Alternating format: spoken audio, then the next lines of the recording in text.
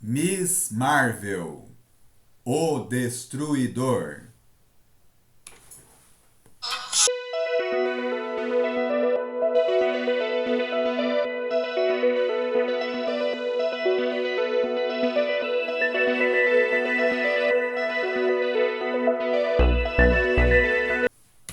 Episódio de hoje: Miss Marvel, o Destruidor.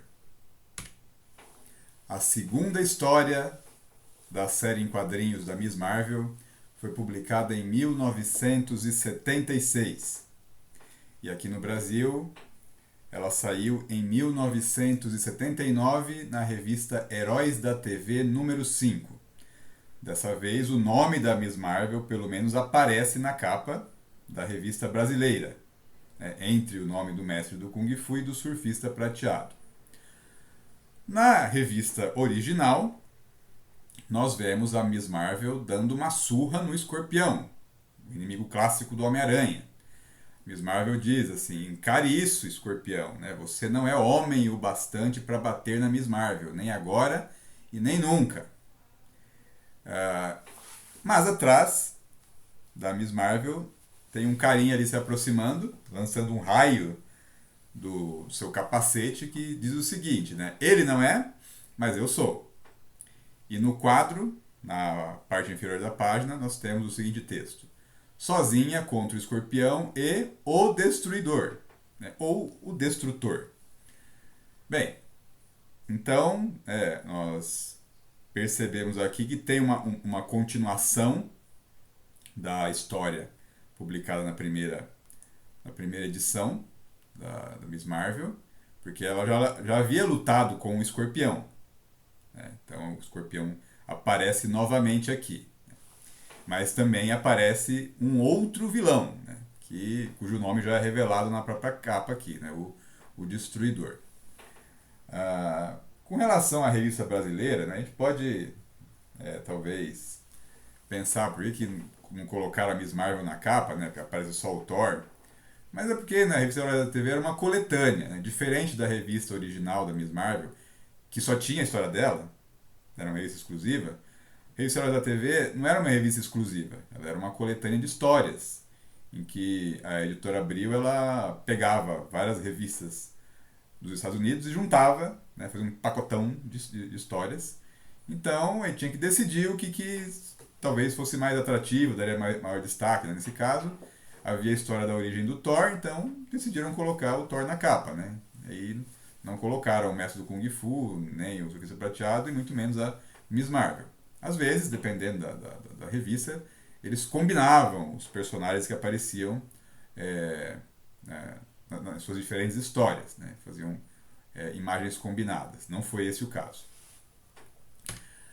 Então vamos, né, começar aqui a falar dessa história, cujo título original é Enigma of Fear, né, o Enigma do Medo. Ela começa com algumas pessoas assistindo a um vídeo que mostra a luta da Miss Marvel contra o Escorpião, que foi publicada na revista Miss Marvel número 1. Então quem assistiu o vídeo da origem da Miss Marvel sabe o que aconteceu. Né? O Escorpião sequestrou o J. Jonah Jameson e a Miss Marvel foi resgatá-lo. E aí eles estão vendo a cena em que a Miss Marvel está lançando o Escorpião contra um tanque de ácido. Ela despedaça o vidro e o ácido ele cai em cima do Escorpião. Aí queima o Escorpião todo. Né? Foi a derrota humilhante do Escorpião diante da Miss Marvel. E a sua estreia como super-heroína. Então, as pessoas que estão assistindo esse vídeo, né, você vê que tem dois homens aí que estão com uns capacetes amarelos, meio estranhos, né? Esféricos. Esféricos não, né? Parecem cones. São agentes da IMA, a Ideias Mecânicas Avançadas. Um grupo de cientistas que trabalha para o mal. Né? Geralmente eles aparecem nas histórias do Capitão América. Eles são mais frequentes nas histórias do Capitão América. De vez em quando também já apareceram em outras histórias, outros personagens da Marvel. Uma das criações famosas da IMA é o MODOK. MODOK é aquele carinha lá que tem um cabeção, ele tem uma espécie de armadura que permite que ele levite, que ele voe, e ele tem poderes mentais.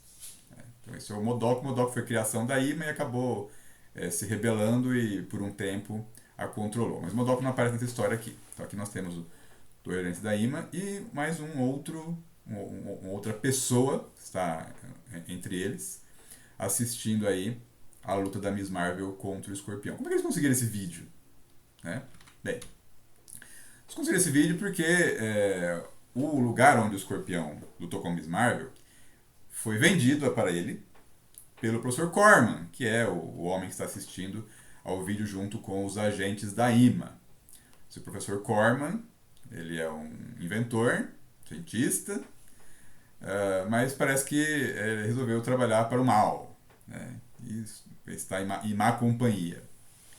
Então eles estão analisando a Miss Marvel, a IMA tem interesse em estudá-la, em saber, entender os seus poderes, quem ela é, né? E o professor Corman está avisando a eles que eles tomem cuidado, porque eles podem estar subestimando essa mulher, que pode ser um grande erro. Bem, ele fala que ela é mais forte do que 10 homens, ela pode voar, e ele ainda acredita que ela tem uma espécie de sétimo sentido, que permite que ela antecipe um ataque de um oponente antes que ele ocorra, né? Assim como o sentido de aranha do Homem-Aranha. Então ele fala que capturá-la ela viva pode se provar impossível, né? Mas se eles quiserem, né?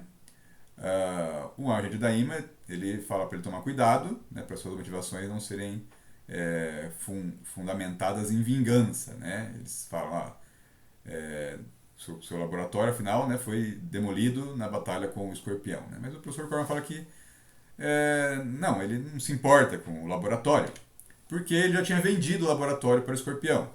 E com esse dinheiro ele havia financiado a sua carreira no crime, né, por conta própria. Aqui nós temos uma apresentação da IMA sobre o uniforme da Miss Marvel. Então parece que eles fizeram alguma análise com a sua tecnologia e aqui, claro, né, os raios X, né, desde há muito tempo nos quadrinhos aparecem como uma tecnologia mais miraculosa do que eles realmente são, né? Então aqui os agentes da IMA, eles mostram fotos de raio-x, né? E na verdade o raio-x não funciona dessa maneira, né, como eles estão apresentando aqui, mas tudo bem, né? Vamos deixar passar. Eles tiraram fotos da Miss Marvel que revelaram que o uniforme dela tem um dispositivo, uma espécie de teia eletrônica que gera a capacidade dela de voo, né?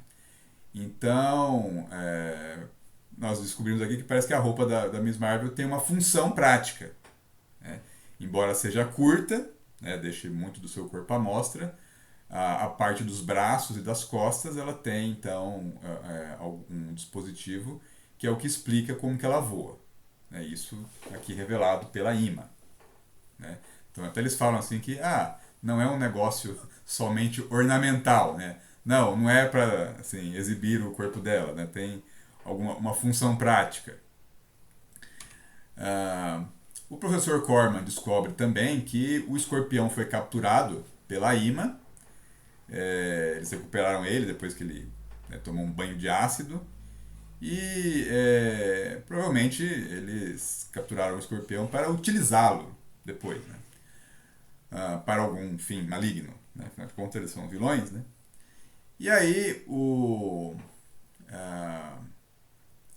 eles perguntam para o professor Corman, né, se já que o escorpião havia falhado em derrotar a Miss Marvel, se o professor Corman seria capaz de fazer isso, né, teria sucesso. E ele fala, se eu posso fazer isso, né, apenas olhe para mim. E aí ele dispara um raio de um capacete que ele acabou de colocar, né? E ele mostra aí que esse raio, né, ele diz que esse raio se move mais rápido do que a velocidade da luz, é um raio Tachyon, e que ele pode destruir tudo no seu caminho, que pode despedaçar qualquer coisa no seu caminho. Então ele fala, o professor Kevin Corman pode não ser capaz, né, de enfrentar a Miss Marvel, mas o Destruidor, ele com certeza é. Então aí o professor Corman agora com a identidade de Destruidor, ele assume a missão de capturar a Miss Marvel para levá-la até a Ima. É interessante notar, né, o design e os poderes do Destruidor, do professor Corman. Porque eles lembram muito um inimigo do Homem de Ferro, o Unicórnio. Né, um inimigo que contemporaneamente é esquecido, né, mas em 1964, o Unicórnio apareceu na revista Tales of Suspense, que era a revista onde o Homem de Ferro estreou. Ele era um agente soviético, estamos falando da Guerra Fria. O unicórnio ele tinha um traje especial com um capacete e ele lançava raios desse capacete. Então, na verdade, ele tinha esse nome porque era como se, né, o raio fosse um chifre. Né? Então, é interessante ver que a ideia do unicórnio ela é muito parecida com a ideia do traje do destruidor. Né? Parece alguma coisa reciclada, né? Como o professor Corman vem depois, né? Então possivelmente a inspiração é o unicórnio. Bem, depois a história ela muda da base da Ima para um restaurante onde a Mary Jane Watson, namorada do Peter Parker, vai almoçar com a Carol Danvers, né? Carol Danvers, que começou a trabalhar no Clarim Diário como editora de uma revista feminina. Ela foi contratada pelo J. Jonah Jameson. E a Mary Jane Watson a encontrou no primeiro dia que ela foi contratada e já ficaram amigas, né? Começaram a conversar, a Mary Jane foi no apartamento dela. Infelizmente a Carol passou mal, teve uma dor de cabeça e desmaiou. Né? Em seguida ela foi para a cama ali e caiu na cama literalmente. Né? Agora a Mary Jane sai com ela novamente, né? Parece que elas estão ficando bem amigas. E a Carol vai começar a falar um pouco da vida dela, né? Aí a Mary Jane quer saber, né, mais sobre ela. E a Carol vai falar que antes dela começar essa carreira de editora, né, ela era chefe de segurança no Cabo Kennedy, né, uma instalação militar, né, da Força Aérea Americana. E lá ela conheceu o Capitão Marvel. Né? Aqui no lado esquerdo a gente vê o Capitão Marvel no seu uniforme original de capitão do Império Kree. Um uniforme que é verde e branco, né? Só que aqui nessa ilustração aqui acabou o branco saiu verde claro. Mas na verdade o uniforme do Capitão Marvel é verde e branco. Ele tem no peito um planeta com um anel, né, como se fosse Saturno. Ela fala então, né, que o Capitão Marvel ele chegou e enfrentou numa batalha um sentinela Kree. Né? E aí começa o relacionamento da Carol Danvers com o Capitão Marvel. Né? Na verdade, né, o Capitão Marvel sendo um alienígena, considerado hostil, né, ele deveria ser capturado. Né? Então, mas a Carol, além de não conseguir fazer isso, ela ainda acabou metida numa encrenca, numa briga entre o Capitão Marvel e o seu inimigo, o Coronel Yon-Hog, do Império Kree. Né? O Capitão Marvel, na verdade, ele veio como um espião para a Terra, ele veio espionar os terráqueos, preparando eventualmente uma invasão Kree, mas acabou mudando de lado. Né? Ele se afeiçoou aos terráqueos e resolveu então debandar. Isso não foi muito bem visto. Né? E aí ele acabou enfrentando seria um ex-superior dele, o Coronel Yon-Hog, e a Carol acabou metida no meio, né? Ela virou, na verdade, um refém do Yon-Hog, e o Capitão Marvel foi salvá-la. É aí que começa o relacionamento da Carol Danvers com o Capitão Marvel. E aí a Carol fala, né, qual foi o resultado, né, disso, né? Isso acabou com a carreira de segurança dela, né? E aí ela acabou tendo que se descobrir como uma escritora, né? E aí ela começa novamente no restaurante aí a passar mal. A Mary Jane percebe que ela tá pálida, pergunta se é uma dor de cabeça, como ela teve no dia anterior. Ela fala que sim, né? Que ela não pode terminar ali na verdade é o jantar, né? No almoço. Ela pede desculpas e sai. Vai pegar um táxi. O motorista vê que ela parece ruim, pergunta se ela quer ir para o hospital, né? Ele fala não, pede para ir para o apartamento dela mesmo, né? Que fica na Park Avenue com a 61ª. E rápido. Depois nós temos um outro salto, né? Agora de volta para o professor Corman, né? Ou Destruidor. O professor Corman está fazendo uma investigação sobre um local perto do Cabo Kennedy, que é o local onde aconteceu a batalha entre o Capitão Marvel e o Ion Hog, e onde a Carol estava também presente, né, que ela foi sequestrada pelo Ion Hog. Então, o professor Corman ele está naquele local porque, segundo o que ele estudou, a primeira aparição, né, da Miss Marvel foi naquela região. Né? E ali naquela caverna ele sabe que o Capitão Marvel ele lutou a sua última batalha contra o seu inimigo, né, o Ion Hog. E ele está ali fazendo análise naquela caverna.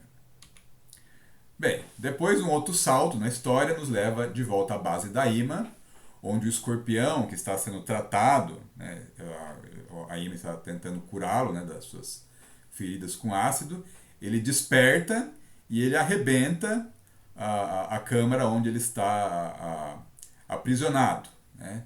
Então ele acaba assim, despertando com muita dor e aí, assim, desesperado, ele quer só sair daquele lugar. Depois que o escorpião escapa da base da Ima, nós somos levados para o apartamento da Carol, que não sabe como chegou lá. Ela, de repente, ela levanta da cama e ela pergunta, como é que eu cheguei aqui? Né? Aí ela já tá... Ela só lembra que ela estava no táxi, depois que ela deixou a Mary Jane, né? Então, de repente, ela acordou ali. Ela já está pensando que está ficando louca, né? Que está perdendo ali a razão. E ela resolve pedir ajuda. Né? Parece que ela conhece alguma pessoa que pode ajudá-la, um profissional. Então ela vai até o Dr. Michael Barnett. O Dr. Michael Barnett, um psiquiatra, e ela interrompe uma sessão dele, ele está com um paciente, mas ela está tão desesperada que ela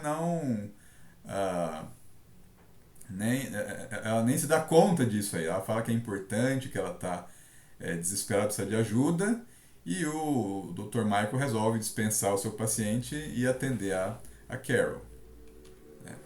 O que ele faz então para tentar ajudá-la? Ele a hipnotiza e tenta então descobrir no seu subconsciente se tem alguma coisa acontecendo, né, que ela está inconscientemente ignorando. Né? E aí então, hipnotizada, ela fala sobre o dia em que ela estava na caverna, lá perto do Cabo Kennedy, onde ela viu a luta entre o Capitão Marvel e o seu inimigo, Ion Hog. Ela fala que havia uma máquina naquele local e aquela máquina começou a colapsar. O Capitão Marvel a pegou, a tomou nos braços e tentou correr, fugir de lá, mas aconteceu uma explosão. Ela falou que foi uma explosão mais forte do que a explosão de um foguete Saturno V. Né? E ela pensou que ela ia morrer naquela hora, né, com aquela explosão. O Capitão Marvel tentou protegê-la com seu corpo, mas a radiação era mais forte. Né? Ele não podia parar a radiação. E ela sentiu aquela energia fluindo pelo seu corpo, né? Como se ela estivesse sendo assim, tostada viva. Ela não conseguiu ficar mais consciente, ela acabou ali desmaiando nos braços do Capitão Marvel. O doutor Michael fica assim espantado com o relato, né? Ele não consegue acreditar no que ela está contando, né? Aí ele tenta saber mais, continua perguntando para ela, falando para ela falar agora sobre o hospital, né? Onde ela ficou depois de ser resgatada, né? Depois que o Capitão Marvel a deixou em segurança. Ela disse que todos disseram para ela que foi um milagre, que ela tinha sobrevivido à exposição à radiação e que parecia que não havia afetado ela. Ela estava bem, fizeram exames e, né, ela aparentemente não teve nenhum problema, né? Mas só que eles estavam errados, porque de alguma forma aquela radiação havia a afetado, né? E aí ela continua falando que ela sentia alguma coisa que estava errada, né? Ela tinha períodos de depressão, né? Às vezes de fraqueza. Ah, e aí depois, uma manhã, 6 meses depois daquele acidente, daquela explosão, aconteceu um colapso, né? Que ela apagou. Ela simplesmente estava fazendo o café da manhã e apagou na cozinha. E aí o psiquiatra continua perguntando o que aconteceu, né? O que aconteceu então? Né? Aí ela fala né, da cabeça dela, né, que estava doendo ali, parecia que ia se despedaçar, ela não quer lembrar do que aconteceu, não pode, e aí ele insiste, você tem que lembrar, quero, me diga o que aconteceu. E ela fala então que ela caiu no chão da cozinha, né, derramou a água ali, e ela sentiu alguma coisa dentro dela, alguma coisa profunda, né? Ela estava sentindo que ela estava mudando, né? O corpo dela começou a se transformar, parecia mais forte, parecia diferente. E ela disse que então a Carol Danvers estava desaparecendo, alguma outra coisa estava surgindo no lugar, alguma coisa melhor. E aí ela disse que nesse momento surgiu a mulher chamada Miss Marvel. Nesse momento aí o Dr. Barnett ele interrompe a sessão. Ele, sim, não acredita no que ele acabou de escutar, né? A Carol desperta, pergunta se acabou, se ele descobriu o que aconteceu, né? Ele não quer falar o que ele realmente ouviu. Ele diz que eles têm que continuar indo mais fundo, mais adiante, né? Aí ele acha, né, só em pensamento, consigo mesmo ele fala que ele acha que a Carol é vítima de alguma desilusão paranoica massiva, né, que fez ela acreditar que havia se tornado uma super-heroína. E aí ele fala que, infelizmente, parece que a hipnose não funcionou, pelo menos naquele momento.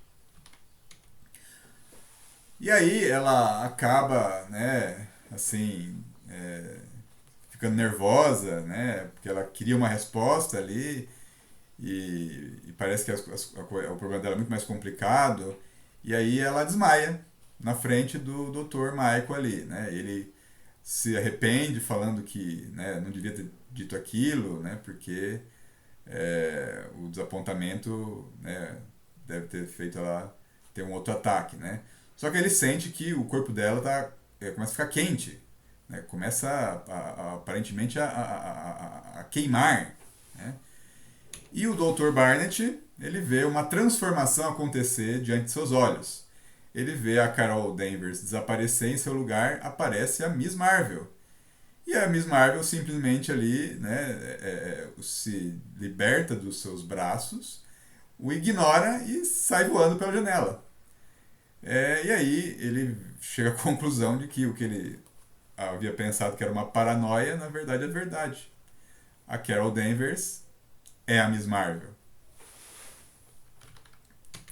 E por que ela se transforma na Miss Marvel? Né? De uma forma instintiva, o sétimo sentido dela alertou que havia um perigo.